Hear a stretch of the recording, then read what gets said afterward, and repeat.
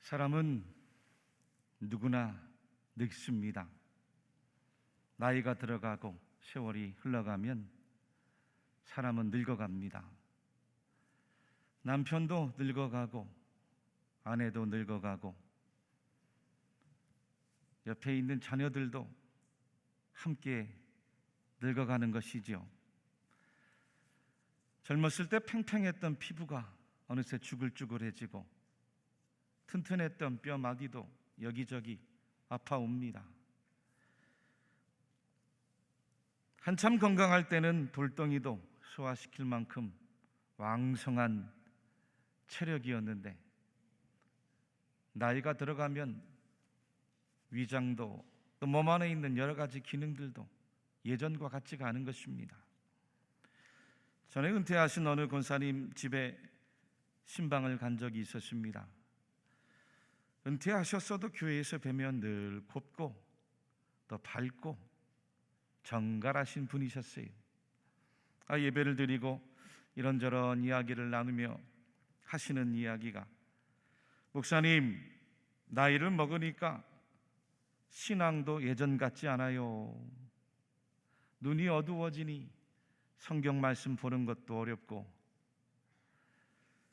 허리도 아파서 성전에 가 오래 기도할 수가 없네요. 나가서 복음 전하고 또 전도하고 싶어도 무릎이 아파서 걷는 것이 힘들어 속상할 뿐입니다.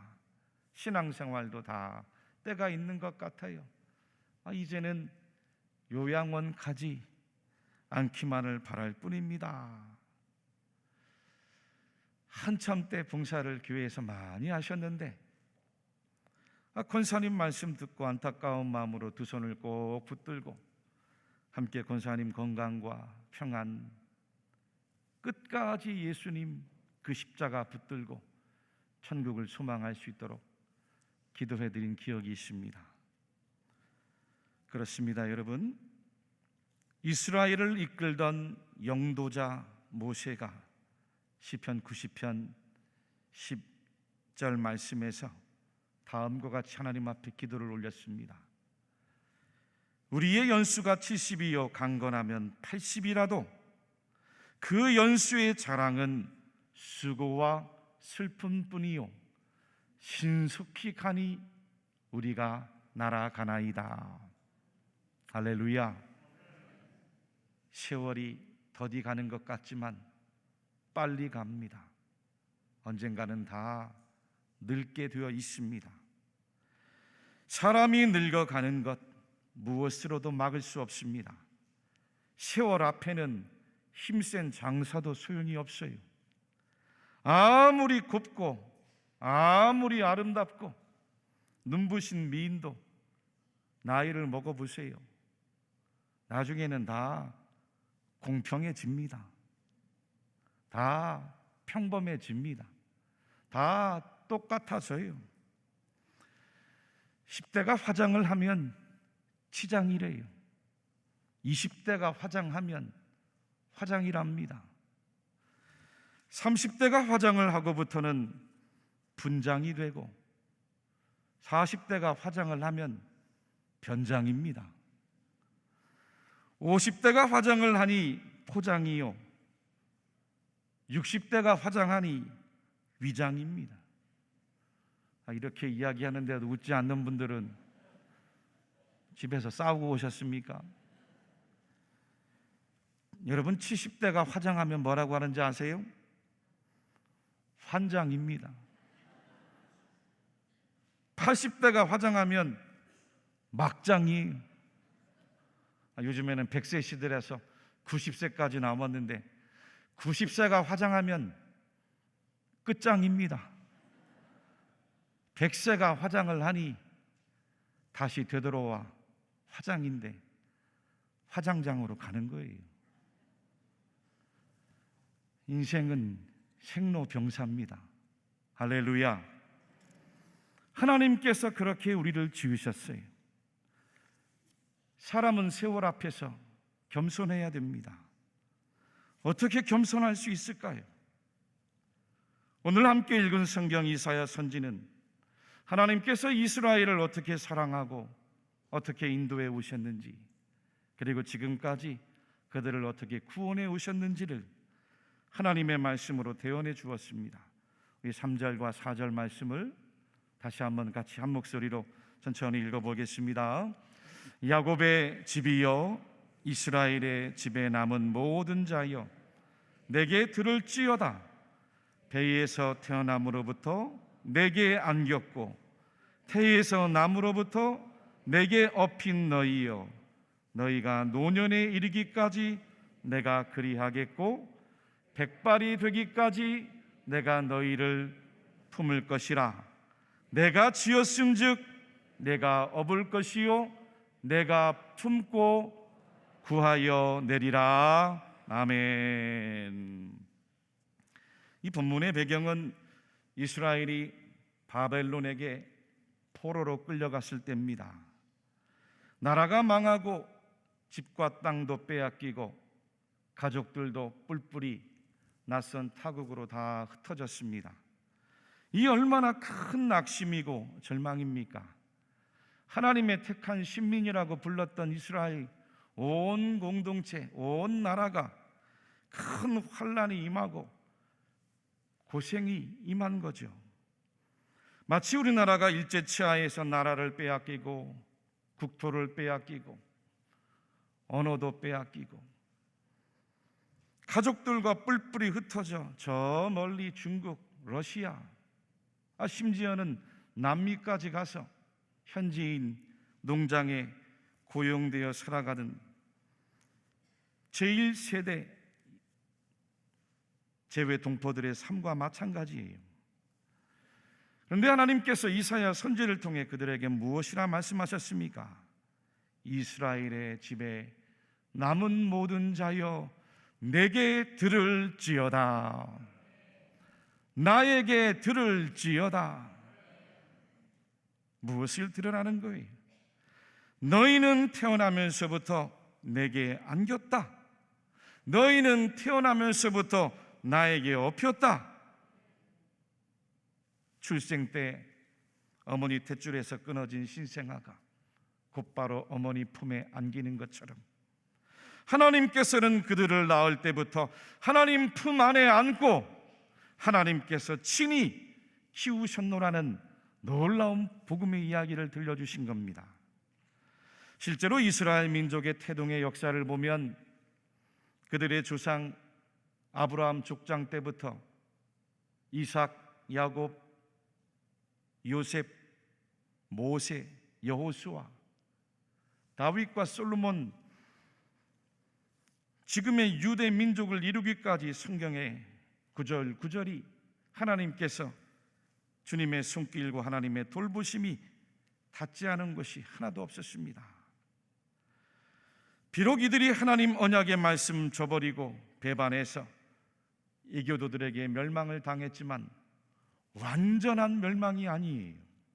다시 깨닫고 돌아오라는 하나님의 징계의 막대기였습니다. 사랑하는 자녀가 그릇된 길에서, 잘못된 길에서 돌이켜 돌아오도록 부모의 사랑의 막대기인 것입니다. 믿으십니까? 부모의 훈육의 막대기였어요.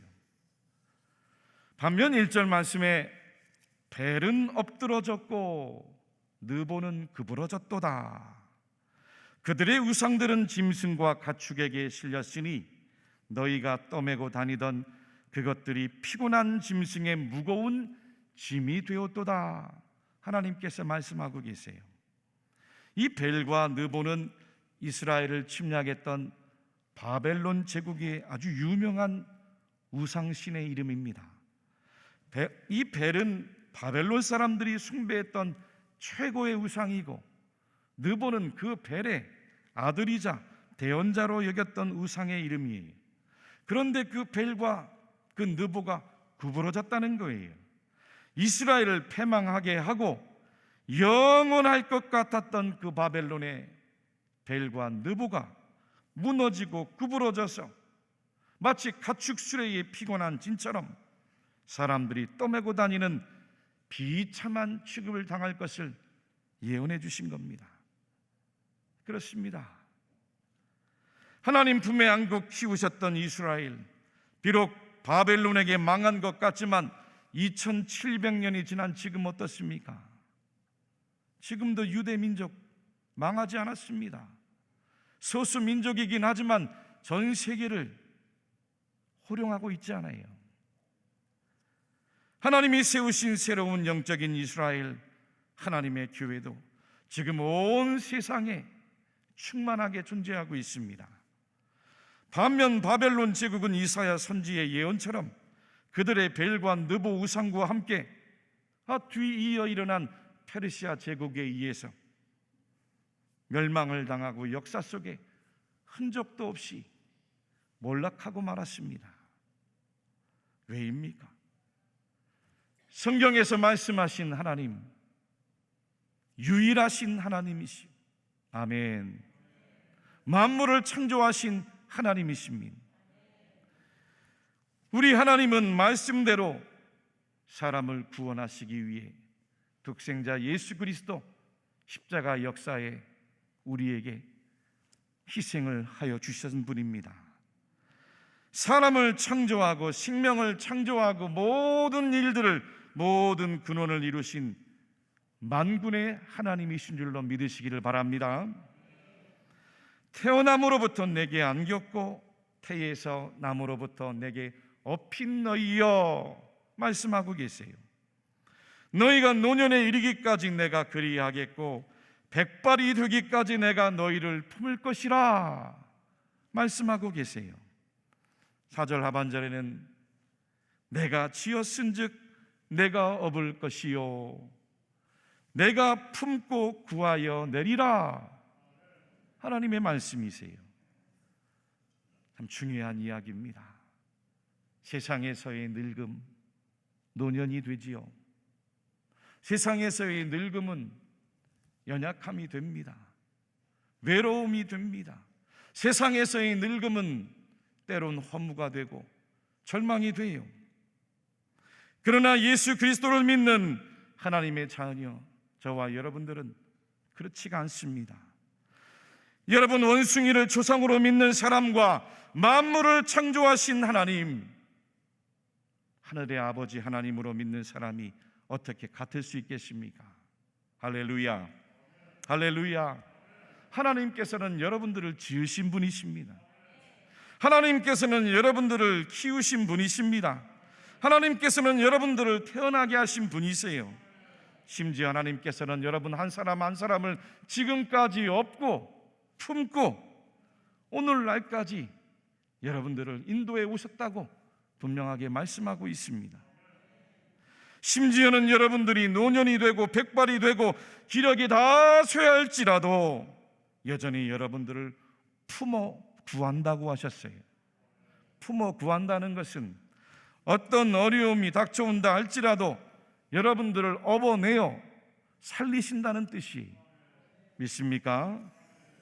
오늘 말씀을 공동번역 성경으로 찾아보니 다음과 같았습니다. 이 말씀을 같이 한번 읽어볼까요? 시작. 들어라, 너희가 세상에 태어날 때부터 나는 너희를 업고 다녔다. 모태에서 떨어질 때부터 안고 다녔다. 너희는 늙어가도 나는 한결같다. 너희가 비록 백발이 성성해도 나는 여전히 너희를 업고 다니리라. 너희를 업어 살려내리라. 아멘. 할렐루야. 하나님과의 관계 안에서 보면 나이가 들고 늙음이 오히려 굉장한 하나님의 은혜입니다. 여러분, 지금까지 백발이 되어 살아왔다는 것은 하나님의 은혜였습니다. 뒤를 돌아보면 순간순간이 하나님의 은혜요, 하나님의 돌보심이었습니다. 살아가는 나날들이 어떻게 살아왔는지 기적이고 오늘 내가 존재하는 것만으로도 선물입니다. 있습니까? 오늘 살아가기 위해 고통받는 이웃들도 많습니다. 내가 존재하는 것이 감사요, 아멘, 선물이요, 축복입니다. 위기의 순간도 많았고 죽을 뻔한 일도 많았는데 백발이 되었다, 노년의 세월이 되었다, 덤으로 사는 인생이었어요. 그러므로 나이가 들고 노년의 백발은 곧 하나님 앞에서 성도의 영화로움입니다. 성도들은 이것을 깨달아 알고 노년을 맞이할 수 있어야 됩니다. 잠언 16장 31절입니다. 백발은 영화의 면류가 아니라 공의로운 길에서 얻으리라. 시편 92편 14절에도 그는 늙어도 여전히 결실하며 진액이 풍족하고 빛이 청청하니. 71편 18절 말씀에는 하나님이여 내가 늙어 백발이 될 때에도 나를 버리지 마시며 내가 주의 힘을 후대에 전하고 주의 능력을 장래의 모든 사람에게 전하기까지 나를 버리지 마소서. 노년의 때 젊어서 할 수 없는 아름다운 기도를 올리고 있는 거예요. 나이 들매 품격이란 책이 있습니다. 이 책의 저자 프랭크 커닝맨 이 저술가는 나이 들매에 대해서 다음과 같이 이야기했습니다. 나이가 든다는 건 살아온 기억들을 되돌아보고 그것의 의미를 찾는 것이며 그 기억들을 있는 그대로 받아들이고 마땅한 이해를 갖추는 것이다. 노년이 되면 마땅한 이해가 있어야 되지요. 삶이 우리에게 건네는 말에 귀를 기울이고 검불은 걸러내며 금방 타오르는 불꽃은 주의하고 우리의 영적인 성장을 도와준 것들은 꽉 붙잡아야 한다 라고 이야기했습니다.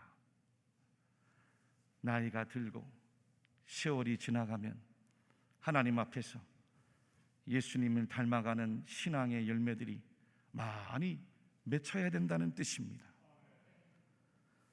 여러분, 인생의 주기에는 각각의 특징이 있고 각각의 과제가 있습니다. 청년의 시기는 도전의 때입니다. 꿈이 있어야 되는 거예요. 할렐루야, 할렐루야. 중년의 때에는 책임입니다. 묵직해야 되는 거예요. 말을 조심해야 됩니다. 노년의 때의 특징은 지혜로움이에요. 할렐루야.